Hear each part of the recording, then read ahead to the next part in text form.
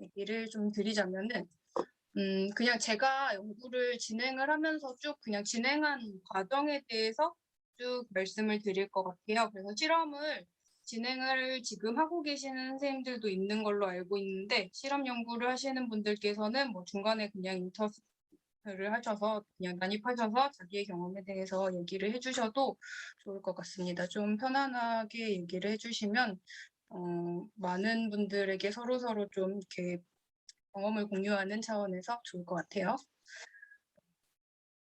그래서 저는 이제 뭐 연구 문제를 설정을 먼저 했어요. 그러고 나서 이제 연구 방법론을 선택을 하는데 연구 방법론은 사실 실험 외에 되게 다양한 것들이 있잖아요. 근데 실험을 선택해야만 하는 어떤 연구 문제들이 꼭 있죠. 이것들이 무엇인지에 대해서 말씀을 드릴 거고 그러면 연구 가설은 연구 문제를 설정했으니 연구 가설은 어떻게 세워야 되는지 그리고 이 연구 가설에서부터 이제 실험을 아주 디테일하게 어떻게 짜는지 그리고 저는 아직 예비 연구까지밖에 안 했으니까 예비 연구는 어떤 식으로 진행이 되는지 이거에 대해서 좀 간단하게만 말씀을 드릴게요.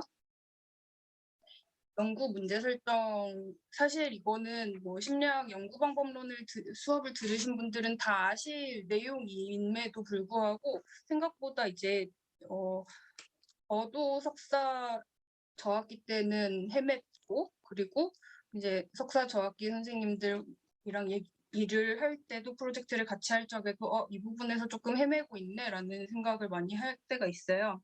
그만큼 연구 문제를 설정하는 게 되게 연구를 처음 해보시는 분들에게는 굉장히 익숙하지 않고 그리고 하지만 엄청나게 중요한 부분이기도 합니다. 연구 문제라는 게 뭐냐 하면은 여기 쓰여 있죠. Question around which you centered your research라고 쓰여 있죠. 그러니까 연구의 중심, 핵심이 되는 질문이에요. 이 질문은 되게 클리어하고 그러니까 명확해야 해요. 그래서 어떤 추가적인 설명 없이도 이 연구는 왜 하는지 그 목적을 쉽게 이해할 수 있어야 합니다.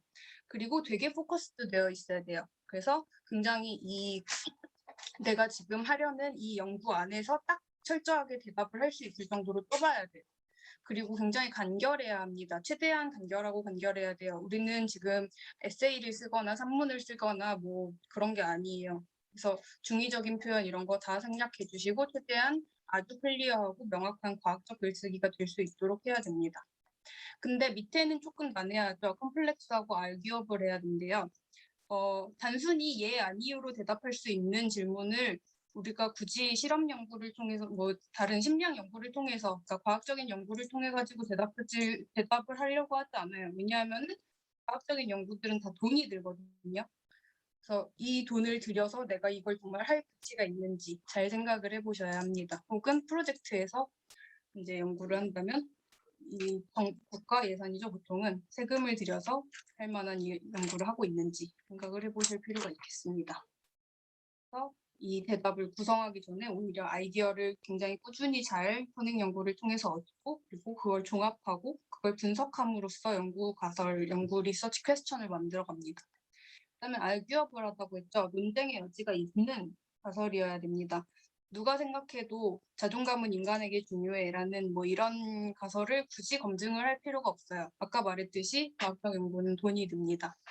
그래서 논쟁의 여지가 있고 항상 이렇게 뭔가 논란의 가운데에 있을 것 같은 그런 주제를 선택하시면 굉장히 좋습니다. 그래서 좋은 연구 주제, 그 질문은 좀 어때야 하느냐 하면은 어떤 이제 패스를 제공을 하는 거예요. 옆에 메이즈를 놔뒀는데 우리가 질문, 연구 목표 혹은 뭐 연구 문제를 왜 세우냐 하면은 결국은 내 논문에서 어떤 길을 통해서 이 연구로 도달할 거냐 이거를 이제 좀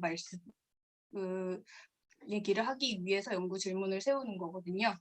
그래서 막 이렇게 그냥 두루뭉술한 all about paper를 만드는 거는 사실 저도 몇 번은 해봤지만 실적을 위해서 몇 번쯤은 다들 하게 되어 있지만 뭐 그렇게까지 즐겁고 유쾌한 일은 사실 아닙니다. 뭐 굉장히 막 이렇게 내가 뭔가를 해냈다라는 느낌도 별로 오지 않아요.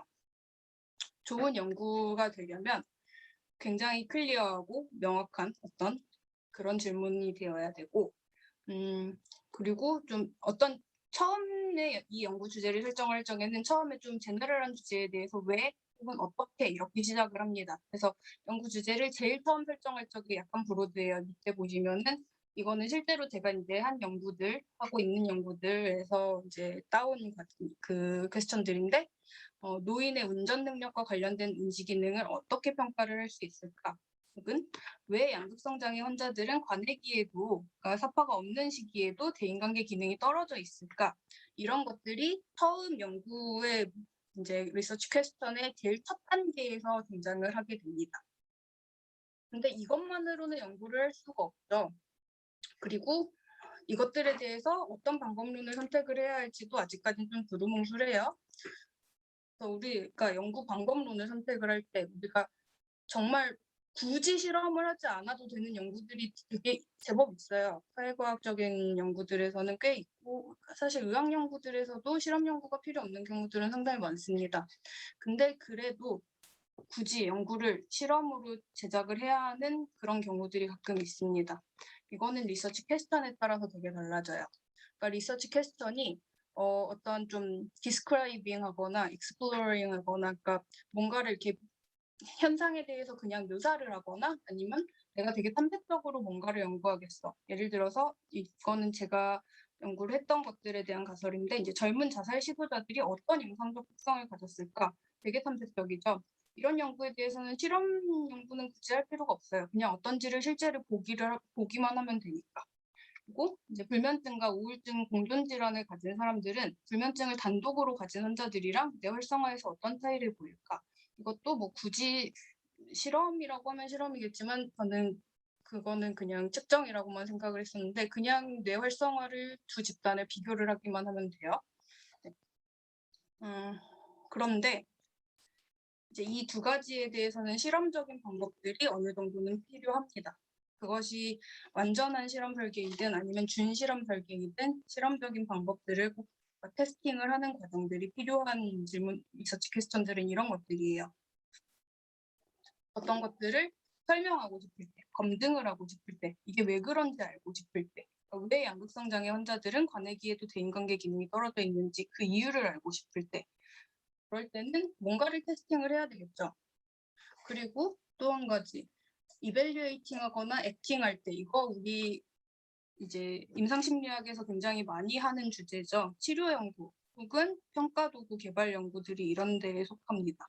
노인의 운전 능력이랑 관련된 인지 기능을 대체 어떻게 평가를 할 수 있을지 평가 도구를 만들어서 그것들을 실제로 평가를 해보는 거죠. 그리고 불면증에서 이번에 이제 교수님 연구를 도와서 쓴 연구인데 불면증에서 뉴로 피드백은 CBTI에 비해서 얼마나 더 효과적인지 더 효과적이라기보다는 이제 골드 스탠다드인 CBT에 비해서 덜 효과적이지 않다라는 게 검증됐어요. 어쨌든 이런 식의 연구 가설일 때는 비교 연구가 반드시 필요하겠죠. 그리고 어떠한 이제 태스크를 통해서 조작을 하는 과정들이 필요합니다. 실험 심리학이라는 거는 여기 계시는 모든 분들이 한 번쯤은 다 들어보셨고 되게 익숙할 거예요, 사실.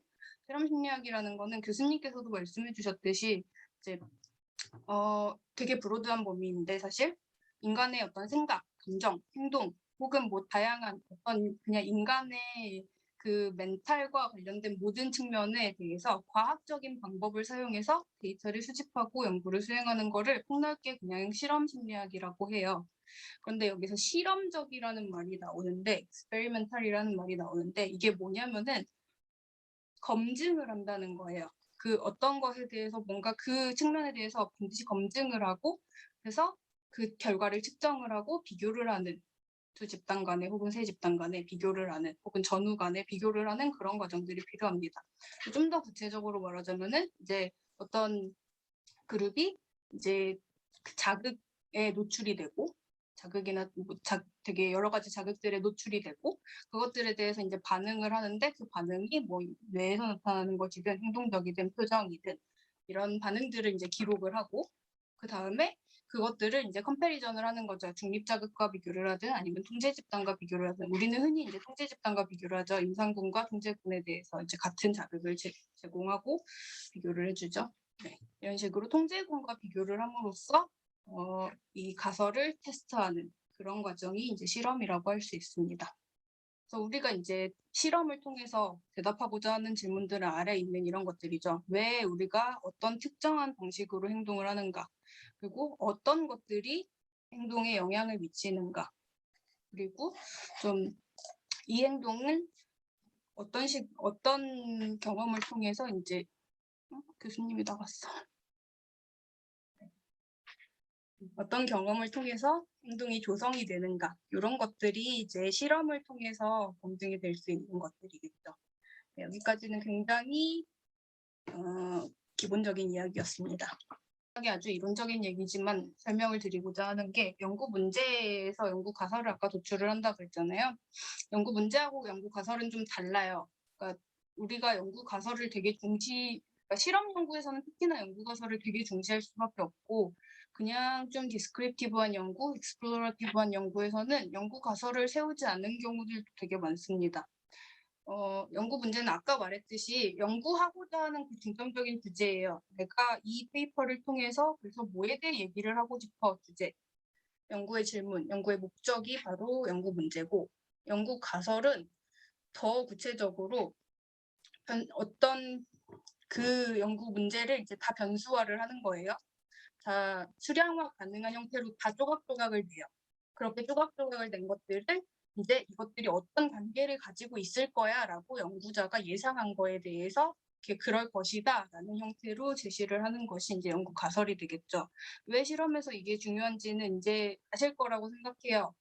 우리가 측정을 해야 하잖아요. 변수들을 측정을 하고 그 변수 간의 관계를 증명을 하고 이게 실험 과정이기 때문에 연구 가설이라는 거는 결국 내가 실험을 어떻게 하겠다라는 블루프린트입니다. 블루프린트를 잘 짜는 게 되게 중요하겠죠.